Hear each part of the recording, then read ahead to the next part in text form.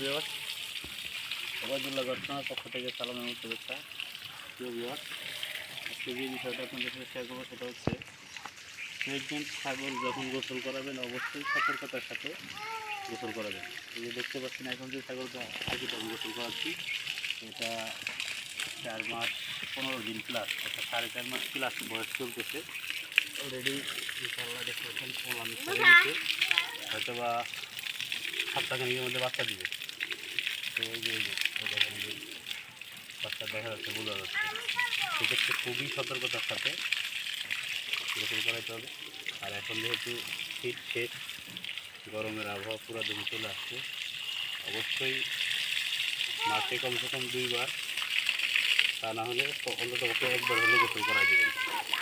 ছাগল সঠিকভাবে গোসল করাইলে, শরীরের পরিচর্যা করলে অতি দ্রুত হিটে আসে, ছাগল সুস্থ থাকে, বিভিন্ন পরজীবী থাকে সেগুলো থেকে মুক্ত হয়ে যায়। এক কথায় গোসল খুবই দরকার। আমাদের সমাজে একটা কুসংস্কার প্রচলিত আছে, ছাগল গোসল করানো যায় না কিংবা অনেকে করায় না। তা আমি আলহামদুলিল্লাহ শুরু থেকেই শীতের মধ্যে আবহাওয়া একটু ভালো যদি গোসল করাই দিই, অন্তত পক্ষে না হলে মাসে 1 বার করাই।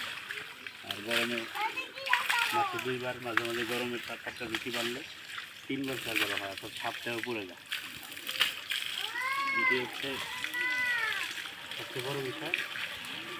আর অবশ্যই খুব সাবধানতার সাথে গোসল করাইতে হবে।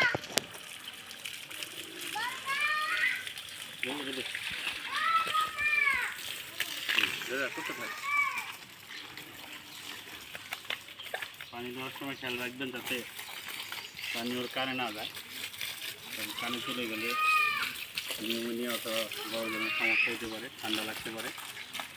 সেক্ষেত্রে 2 কানে ভাবে চাপ দিয়ে আস্তে করে সামনে মাথাটা ধরে দিতে পারেন যাতে পানিটা না যায়।